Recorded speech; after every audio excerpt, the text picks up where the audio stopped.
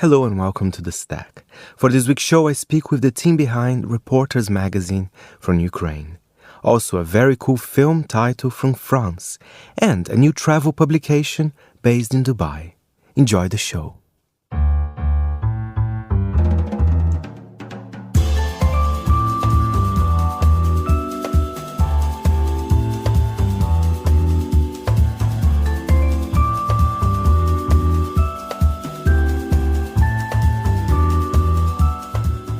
From Midori House in London, this is The Stack. 30 minutes of print industry analysis, and I am Fernando Augusto Pacheco. We start the show in Ukraine to talk about Reporters magazine, part of Ukraine's media group, The Ukrainians. I had the pleasure to speak with Darina Tinkiv, Global Community Manager at the Ukrainians Media and also literary editor of the latest issue of Reporters. I also speak with the photographer of the latest issue, Sasha Maslov, on his fascinating shoot of Ukrainians who are recovering from heavy injuries and trauma as a result of Russian aggression. Let's hear it from Darina and Sasha. The Ukrainians Media, we do a lot of things. We do podcasts, we do interviews, we write opinions, features, news. So we're doing pretty much everything. We founded in 2014 after the Revolution of Dignity. It was a very turbulent time for our country overall. So our founders decided that, okay, we need to do something significant, something important for the country. And it started as a volunteer blog. Our flagman is The Ukrainians. It was a set of interviews and stories of success of famous Ukrainians, but not only the Ukrainians who were just famous and rich, but these were the Ukrainians who were responsible, first of all, who were socially aware and socially responsible of everything happening around them.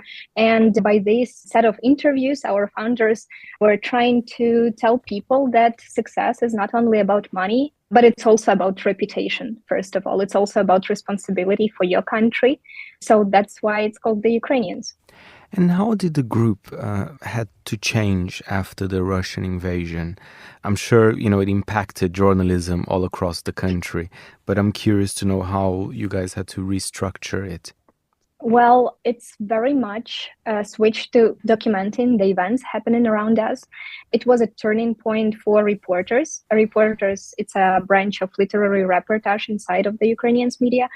So reporters actually switched a lot to documenting the events happening, especially in the form of photography. So we have our photo editor, Danilo Pavlov, and he cooperates with a lot of photographers, best Ukrainian photo documentalists. And it's basically, as a lot of people already mentioned, and on Twitter and on Instagram, on social media, it's been said everywhere, I think, that this is the most documented war. And it's basically happening online, which is, unfortunate for us to realize that we are kind of in a reality show as Ukrainians. But it's good from the point of view that this is the facts, and you cannot deny that. For example, what happened in Mariupol and the documentary that Yevgeny Malaletka, amazing photographer, made, and Mstislav Chernov. So if they were not there in Mariupol, and if they did not take pictures there, if they did not document everything happening around them, probably the world would never know what actually happened in Mariupol. So this is one of our missions, to document the reality. In the very first month, we did a lot of news stuff, even though the news is not our focus, as you understood, because we are focused on the long reads. We are slow media and we produce the long forms of journalism. So news is not our thing. Actually, we have one news project. It's mainly on social media because it's targeting young audience. And in the first month of the full-scale invasion, our team did almost hourly updates of what is happening. They gathered the news, the info, and that was the few first months they were about.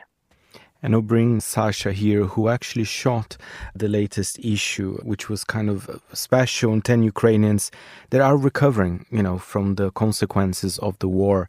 So, Sasha, how was it for you to make such a Such an emotional issue, because I want to talk as well about the cover. We have a young boy, but it's interesting that you could have made this, devastating, but actually the picture is very beautiful. There's a sense of hope in there. At least that was the impression I got from it.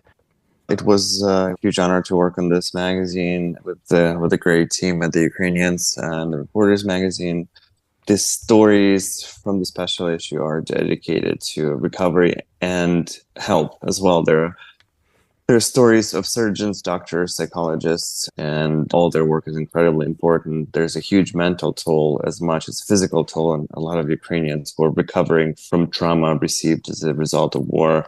Romchik's story, Romchik Alexeyev, he's a 9-year-old boy who sustained severe burns to his body after a Russian missile hit Vinnytsia, where his family was. His mother died from that strike, and his father now dedicates his entire life to help Romchik recover and to live as full of a life as possible. And it's truly, truly incredible story. It was inspirational to see this young boy just exhibit just incredible strength in recovery and just in desire to live and in desire to just to be and function. It's just incredible. He's also a ballroom dancer. He plays accordion. He goes to school, and it's incredible. Oh, it is incredible indeed. And how do you think, I'll ask a similar question I asked to Darina, how it impacted your job as a photojournalist after the invasion? I mean, because of course there's this story, but there's been, many others as well. And also the importance of photojournalism in very tough times, war times, literally. Well, interestingly, I've never really saw myself as a war journalist or working in a conflict zone. Before the full-scale invasion, I lived in New York for almost 20 years. Most of the stories I worked on were metro stories, some political stories. I did cover conflict and post-conflict, but really never anything that intense. And, I did celebrity portraits and food reviews here in New York. It's very different. It's a very different kind of vibe. After the full-scale invasion, I felt that it's my duty to come and report from Ukraine. I'm from Ukraine. So I switched to that kind of beat and been doing that since the beginning of the full-scale invasion. And Darina, Reporters is a beautiful magazine. I was flicking through the latest issue. Incredible photography, of course. Thanks, Sasha, for that. Tell us a bit more about the magazine itself. And if people are interested, where can they buy a copy, for example? Well, the good news is we deliver worldwide. So that's for the first thing. And secondly, we always have our thoughts and ideas in advance, like for maybe 2 issues in advance, what will be the theme for the next issue. And we produce Reporters magazine on a quarterly basis, but in Ukrainian. And we were wondering and thinking about it. And last year we came up with an idea that, okay, we need to do one special issue that will be in English, so we could share these stories worldwide. And it was a great idea. We already sold 1,000 copies abroad of the first special issue and the other 2,000 copies within Ukraine. So you can trust us in delivering this magazine to you. But when we were thinking about the second special issue upcoming, we thought that we need something that will give us hope and will give the hope to our readers, that will give this ray of sunlight in these dark times. We have 2 offices in Kiev and in Lviv. And in winter, we were invited for just a small overview and an excursion to Unbroken Rehabilitation Center. And we were super impressed with the organization itself, with how they've grown over these years during the wartime, and how they managed to expand and also improve everything that they are doing. We decided that there will be definitely some amazing stories from people who were treated here. And we want to tell other people, we want to tell the world these stories. And when we were thinking about the main concept, what should be the core of it, we decided that it should be the portraits of these people and their personal stories.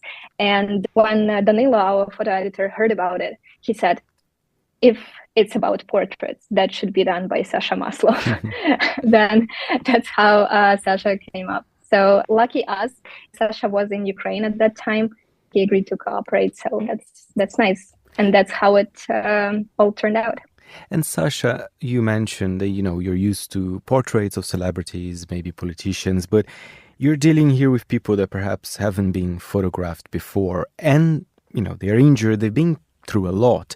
So how do you do this connection? The pictures are wonderful. It feels like the subjects were very relaxed with your camera. Do you have a certain technique specifically for this story, which you mentioned is different from what you've done in the past? Well, I have been working on war stories since the beginning of full-scale invasion, but in this kind of story, it's very important to understand what people went through before you enter the door and approach everybody with sensitivity and understanding that people who you're photographing have went through just horrific things. Essentially, this is a happy story. No matter the circumstances, no matter what they went through, this is a story about recovery and coming back to life. These are 10 stories of Ukrainians who are able to come back to life with just horrible things happening to them, but there are thousands upon thousands of people who weren't so, lucky, if I may use this word, who were killed. So this is actually a happy story, no matter how difficult it is, but it is a happy story. I just feel privileged and honored to be able to tell it. Thank you very much, Darina and Sasha there. And if you're interested in buying a copy of Reporters Magazine, go to shop.theukrainians.org/en.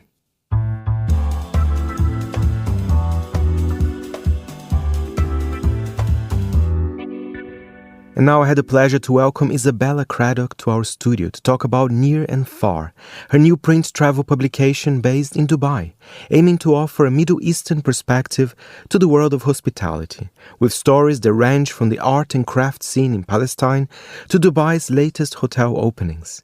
Here is Isabella with more.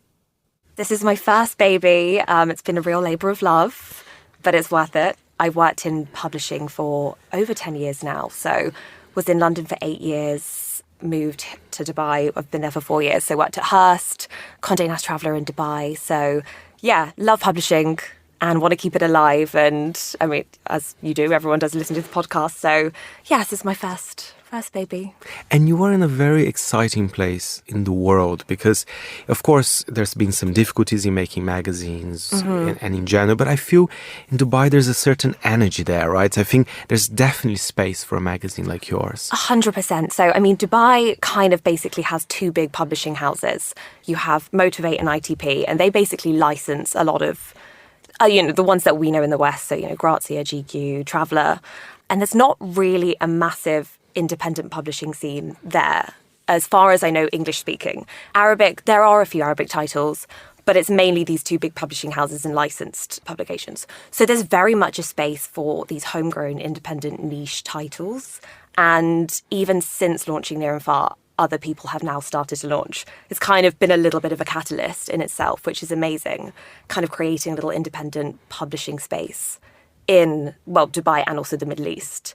It's a very exciting place to be. And the title itself, does it come with a kind of a Middle East perspective, right? I don't think you need to be from the region to read it. I've read it and I've really enjoyed myself. But you cover other areas for sure, yes. But there is a Middle East perspective to the whole thing. Yes, of course. So, I mean, the first issue is a pilot, but going forward, I really want to do Near and Far. So the first part of the issue is all about the Middle East perspective. The second part is obviously traveling, but our tagline is bringing the world to the Middle East and the Middle East to the world.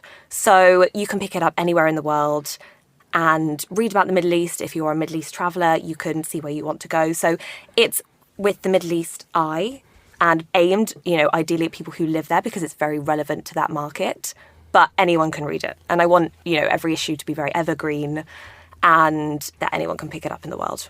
And you're talking to a very diverse audience, right? Because Dubai, sure, we're talking about there are a lot of magazines in Arabic for sure, but there are people from everywhere. I mean, including yourself, for example, right? Yes, I mean, this is what's so exciting and special about, Dubai, but the Middle East in general, the UAE, is that the local population is so small. I think it's about 20%. So, that is expats from Europe, Asia, Australia, and the common language is English. English is probably, obviously Arabic because they're first language, but English is probably the second widely spoken. So having it in English kind of makes everyone be able to read it, pick it up, get inspiration from it. So yeah, it kind of appeals to everyone, I would say. And I think when it comes to travel, from what I read, there's so many hotel launches there. It's a really exciting, of course, it's a cliche to say that Dubai is booming and perhaps the region, but it is true. I mean, a lot of hotels are going there and I think people want to travel there as well. So I think that's why, once again, I think there's Near+Far is quite an interesting outlook in the travel trends in the region as well.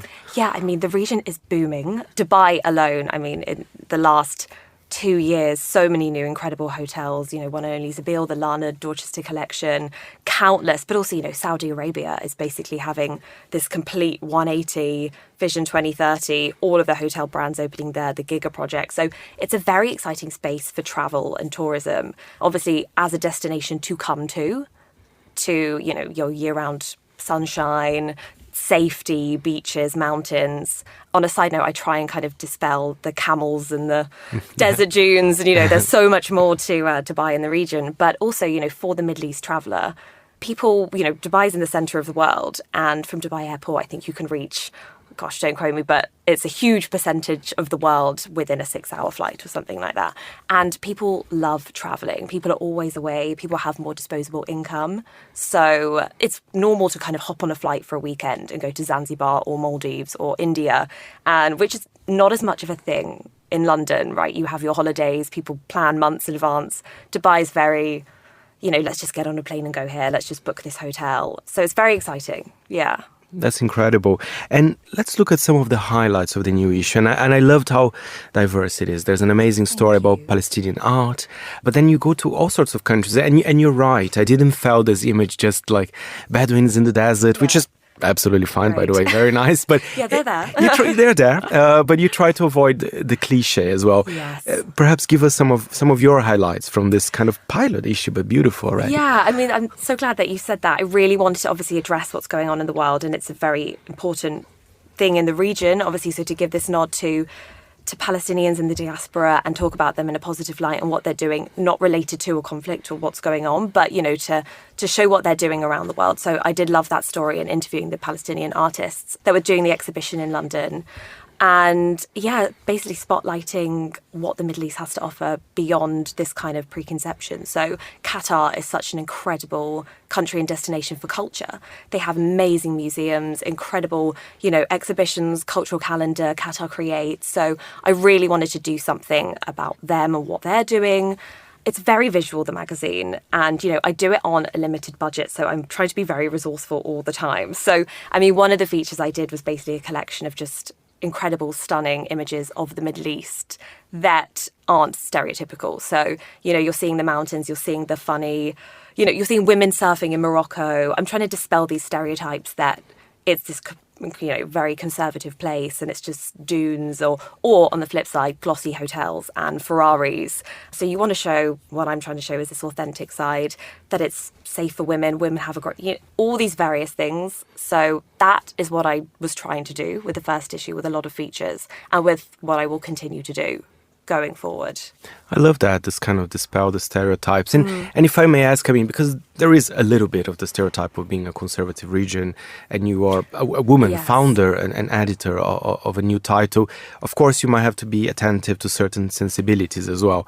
I remember when I went to Dubai, I mean, they sell a vast selection of magazines, including Monocle, but some magazines, they have to be covered in plastic. So there's a certain difference when it comes to sensibilities, right? Yes, there is. You have to be very careful. I mean, travel, it's not that contentious. It doesn't, especially what I'm doing, it doesn't lend itself to be censored. But I do have to prepare every feature with that in mind. I mean, there is the National Media Office in the UAE that has guidelines. You can't publish certain words and certain images, but it's becoming incredibly more lenient than it was. So even when I moved 4 years ago, when I worked at Condé Nast Traveller, we would never want to publish, maybe a woman's shoulders, or, I mean, it's hard for travel because I'd want to put in a lot of these beautiful images, maybe of a Greek island and a woman swimming or something like that. And it was very much absolutely no way. No pictures of cocktails or wine, no mentions of cocktails or wine. We'd call beer hops and wine grapes. But even in the past, 4 years,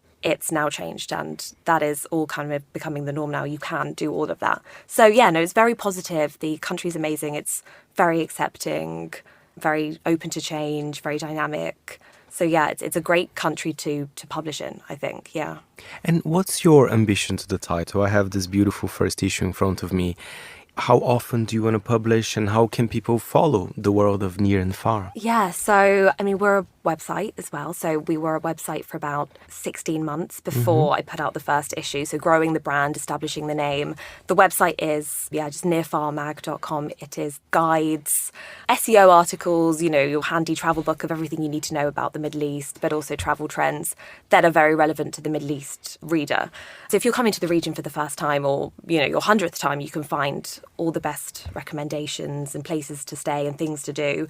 So the magazine, I basically wanted it to be an extension of this, but more visual. So it's almost like you're on Instagram, but it's in print. Which is even better. Yeah, because the Middle East is very big on social media. Dubai, I think, is the most hashtagged destination on TikTok and Instagram. So people are more and more, obviously, looking for travel destinations and inspiration on social media. So I was thinking, how can I keep print alive, make my print product work, and take this inspiration? Because, I think a lot of, from past jobs, you get very stuck in everyone reads print, you have to keep print alive, and not really changing it that much, putting out your same monthly, putting it on a newsstand, not that many people buy it maybe, and they end up in the bin or whatever. So I'm very much open to kind of adapt this, see how audiences are reading it, see what, listen to feedback. But I eventually would probably want to publish 6 times a year. Perfect. Or quarterly, and obviously work with, so the next issue that I'm almost putting to press is working with a lot of local photographers to kind of showcase their point of view of the region. So I've got Iraq in there, I've got Lebanon, I've got all these places that maybe people outside of the region have this preconception of and think, it's a war zone or it's this, and, they're incredibly beautiful places. I mean, Lebanon is like Greek island, Mediterranean. It's just absolutely gorgeous, and everyone loves Lebanese food. And they still try to party as much. It's been an incredibly difficult situation in the country, but they are known for this kind of resilience. Oh my gosh, they're so resilient. They're the best people. They're so happy and full of energy in life, and their country. They love their country. So I want this to be on your coffee table. It's photography led first. So obviously, first issue, tighter budget. Not able to maybe work with the photographers I wanted to work with, but I will be doing that going forward. So it's the coffee table, it's image-led, and then the words, which is very different to how I've traditionally worked. It's been, this is the story, and then we'll find the images. But now I'm very much, if I don't have the images, I won't run the story, because that's just how people in the Middle East are. They search inspiration with their eyes and looking at the images rather than reading the words come later. Thank you, Isabella. And for more information on Near and Far, go to nearfarmag.com.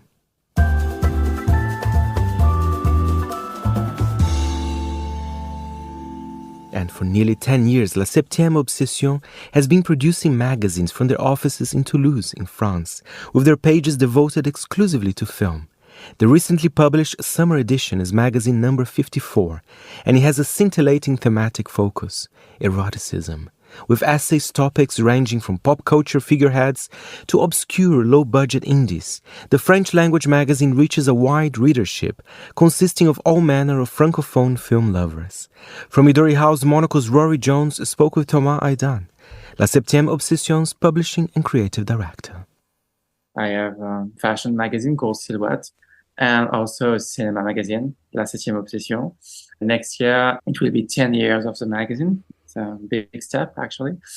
And when we launched in 2015 with my big sister, Cecile Hayden, our goal was to take the challenge, actually, and to explore opportunities and a new way to think and to talk about movies. It was really important, to speak and to share emotion and a new way of thinking in film critic for the new generation, our generation. Okay. I mean, obviously, I'm a film lover myself. I was just wondering, at what point does a love of film turn into deciding to set up a magazine about it? That feels like a big step or a very deep passion, to say the least. A very big step. Yeah, it was a big moment, very stressful, very complicated as well. Above all, a project like that is very expensive, Yeah, I think it's very complicated, but it was our dream. It was really a dream. And just to have this challenge and just to tell to our generation, everything is possible. Yeah, I think it was our vision in 2015. And now next year, it's a big year for us because this is 10 years of the magazine. It's a big moment, and I think it will be a very emotional context for all the team and for our very young community, because we have very young readers. I think it's very interesting and very original cinema press, because in 2015, when we launched the magazine, it was very complicated to connect the young generation to press magazine and of course to the cinema press. And it was also our goal to have a conversation with them with a print object. It was really important for us because we love print, and I actually do believe in press and future of print. And I think press is very emotional and very important. And I like editorial thing, and to make a very beautiful editorial about movies, about film, about directors, about artists, and also to very good objects to share emotion in paper. And I think it's very essential, actually. Well, absolutely. You're speaking to the right people. Obviously, we love press, we love physical editions. But yeah, 10 years is a massive milestone for any kind of magazine. And it feels, sometimes that there's an infinite number of sources of comments on film across critical and review spaces. Especially now, I guess there is an infinite source in a way with social media. But how does the team at the Septième Obsession set yourselves apart from that? What are you guys doing differently in the film critical space? Of course, we have a style in the writing way. We have a team, we have a special team. We make a lot of thematic pages. For the last one, we have 100 pages about Francis Ford Coppola, with a big interview, with a lot of articles about all the filmography.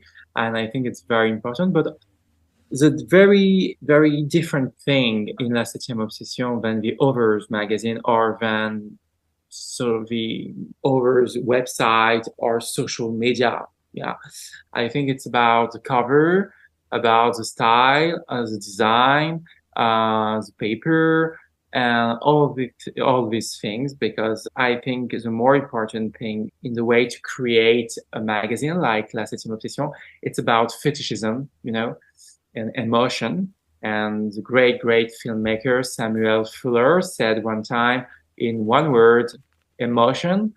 And I think it's like my mantra. It's so impressive thing for me. Also, we are a little bit political, and for our summer issue about eroticism, we made 4 covers about new way to talk about sexuality in movies. And we mixed a lot of sexualities, like Call Me By Your Name, it's a gay movie, or maybe Portrait de la jeune fille en feu from Céline Sciamma. It's a lesbian movie, but also we have more heterosexual sexuality as Death Proof from Tarantino. And our goal was to be political and to interrogate and to share many questions about how can we have a new representation about eroticism and about sexuality in movies and in films. And it was really important to do this. And just because above all, our readership is really young, and it's very important to have this kind of political conversation. And I think it's rather different than the other media, actually. Focusing on this issue, obviously, it's about eroticism. There's a severe amount of discourse around the necessity of sex scenes in movies at the minute. This summer just gone, I've seen loads online. And maybe I am sort of asking a shepherd about a sheep here, but considering that you've published an eroticism edition, what do you make of this argument about the necessity of it in film? Is it coming back? Is it returning in a big way? Yeah, I don't know. I think it's a very, very complex question, because I think we made this issue to tell to directors, please be erotic again. I think it's very important, because we are living in a very cold world, very difficult, very complex, very tired world and society. And of course, eroticism is so difficult to be connected to our society. I think it's very, very difficult now. But, our role and maybe our goal is to share our votes for the new generation or the next directors tomorrow. And I think this issue was just to tell them, okay, eroticism is really important because it's about emotion. It's not just sex. It's more than that. We need that. We need this kind of eroticism. And now in cinema or in media or in art in general, we think it is really rare to have an erotic atmosphere or universe. And we would like to see again a new wave of eroticism. Thank you, Rory and Thomas. And La Septième Obsession latest issue on Francis Ford Coppola is out now. For more and back issues, go to laseptiemmeobsession.com. And that's it for this week's show. My thanks as ever to our editor Jack Juras. Any comments or queries, feel free to write to me, Fernando, at fp@monocle.com. And remember, we're back next Saturday at 10 a.m. London time. Meanwhile, you can always listen again to The Stack on monocle.com, Apple Podcasts, Spotify, and even on YouTube. You've been listening to The Stack. I'm Fernando Augusto Pacheco. It's goodbye from me.